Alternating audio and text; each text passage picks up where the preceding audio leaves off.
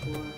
En dan later in je leven leer je pas van het leven bestaat niet alleen uit keuzes. Het is inderdaad een verrijking, zowel daar als toen ik in Italië woonde. Ik koos voor Italië en ik heb op een gegeven moment zelfs op het Vaticaansplein gestaan met een span in mijn hand, nooit meer Nederland. Dat ben ik. Dat ben ik.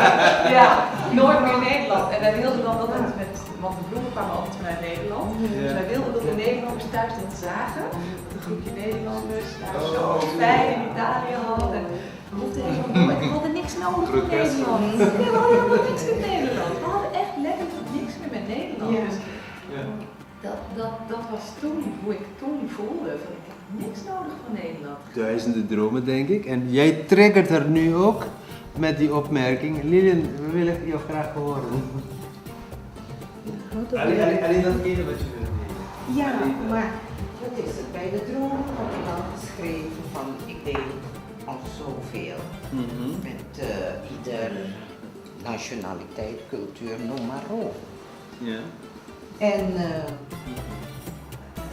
ik denk als, ik mag niet zeggen toerist, maar als, ja. Dat zijn we als we teruggaan hoor. Ja. Ik voel me een toerist op mijn eiland, maar ik geniet ervan omdat ik de cultuur ken. Ik ken bepaalde dingen, de stranden, noem maar op. Het is gewoon prachtig. Als ik 2 weken op Curaçao ben, precies 14 dagen, begin ik jeugd te voelen. Ik wil naar Utrecht.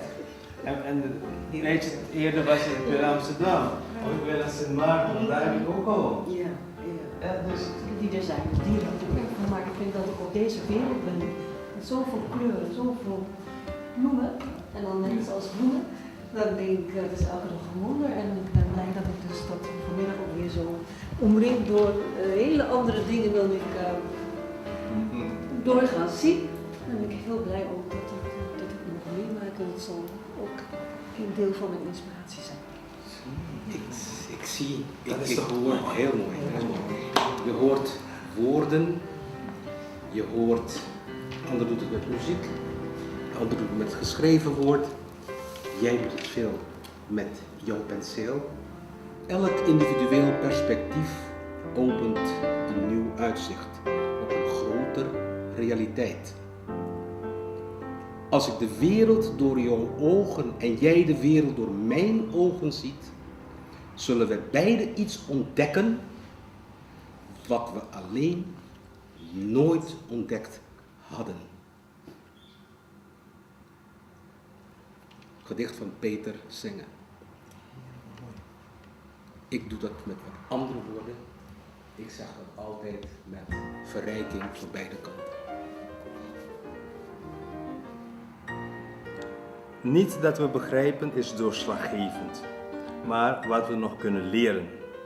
Niet het bekende, maar het onbekende maakt het leven interessanter en geeft het zijn magie. In de onzekerheid ontstaan de nieuwe mogelijkheden. In de zekerheid slapen we in en verslapen de veranderingen. De belangrijkste dingen in ons leven zijn niet buitengewoon of groot. Het zijn die momenten dat een ander ons raakt en we ons laten raken. Van Jack Cornfield.